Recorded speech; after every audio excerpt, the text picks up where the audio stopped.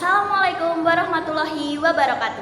Shalom, salam sejahtera bagi kita semua. Yang terhormat Dewan Juri Tim Oposisi dan hadirin sekalian. Perkenankan saya, Ovelia Putri Agustik, dengan tegas menyatakan bahwa saya sangat setuju dengan Dewan ini memilih dunia, di mana sumber daya penting diatur oleh Agensi Sumber Daya Internasional. Sebelumnya, Agensi Sumber Daya Internasional sendiri adalah lembaga global yang berfungsi untuk mengelola sumber daya penting, termasuk namun tidak terbatas kepada minyak, gas alam, dan juga unsur tanah jarang, mengurangi resiko kelangkaan, serta mendorong penggunaan dan ekstraksi sumber daya lebih berkelanjutan dan juga lebih bertanggung jawab. Saat ini, sumber daya alam penting seperti minyak, gas alam, dan juga unsur tanah jarang seringkali menjadi alat politik dan juga penyebab geopolitik. Alat politik sendiri yaitu instrumen yang digunakan oleh suatu negara untuk mencapai tujuan politiknya dan bahkan untuk mempertahankan kekuasaannya. Alat politik ini biasanya digunakan oleh negara-negara dengan cara mengintimidasi negara-negara lain, bahkan juga memonopoli sumber daya alam negara lain. Lalu penyebab geopolitik sendiri adalah hubungan antara kekuatan politik dan wilayah geografis. Yang penyebab utamanya sendiri adalah perebutan akan wilayah yang lebih memiliki sumber daya yang unggul dibandingkan negara-negara lain. Hal tersebut dapat memicu persaingan antara negara-negara lain yang dapat berakibat pada adanya peperangan. Peperangan tersebut akan merugikan tidak hanya negara-negara yang mengalaminya, tetapi juga negara-negara lain yang ikut berdampak akibat peperangan tersebut. Seperti contohnya krisis ekonomi. Jika suatu negara mengalami krisis ekonomi, maka di dalam negara tersebut akan terjadi inflasi, menurunnya daya beli masyarakat, dan bahkan akan menurunkan pertumbuhan ekonomi negara tersebut. Saya sangat setuju. Dewan ini memilih dunia di mana sumber daya penting diatur oleh Agensi Sumber Daya Internasional. Karena apa? Yang pertama, stabilitas global dan pencegahan konflik.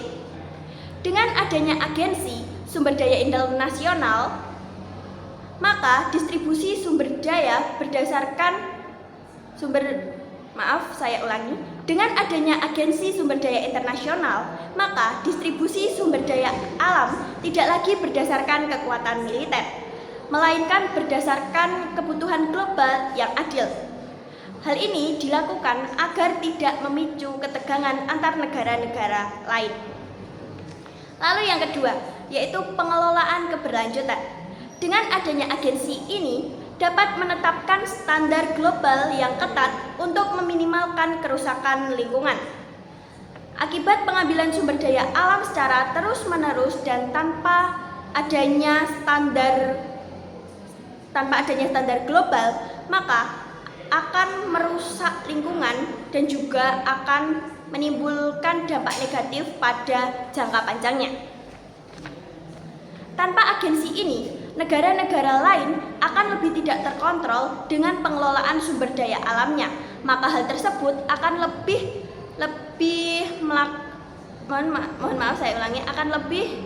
kerusakan lingkungannya. Lalu yang ketiga, yaitu kepastian pasokan dan efisiensi ekonomi. Agensi ini bertindak sebagai penjamin bahwa unsur-unsur penting seperti tanah jarang dapat digunakan untuk teknologi hijau yang tersedia bagi semua negara untuk inovasi global. Bukan hanya dikuasai oleh negara yang memonopoli sumber daya alam negara lain, bahkan pertambangan negara lain. Contoh kasusnya yaitu kasus krisis energi seperti yang terjadi sekarang, yaitu kasus krisis energi di Rusia dan juga di Ukraina, yang menyebabkan ketergantungan pada wilayah yang menyebabkan krisis energi global karena digunakan untuk pembiayaan perang, senjata, transportasi, dan alat-alat perang lainnya. Oleh karena itu, agensi internasional dapat melakukan diverifikasi dan manajemen cadangan darurat global untuk menstabilkan harga bagi negara-negara berkembang agar tidak terjadi ketimpangan. Ketimpangan yang terjadi akan memicu kecemburuan sosial. Maka agensi internasional melakukan cadangan darurat untuk menstabilkan harga bagi negara-negara berkembang agar negara-negara lainnya tidak mengalami kecemburuan sosial. Kesimpulannya, mengalihkan kendali sumber daya penting kepada lembaga global akan menciptakan dunia yang adil, transparan, dan bertanggung jawab terhadap lingkungan. Karena sumber daya alam bukan hanya sekedar komoditas perdagangan, tetapi merupakan aset penting dan juga berharga bagi keberlangsungan hidup umat manusia di dunia di masa yang akan datang.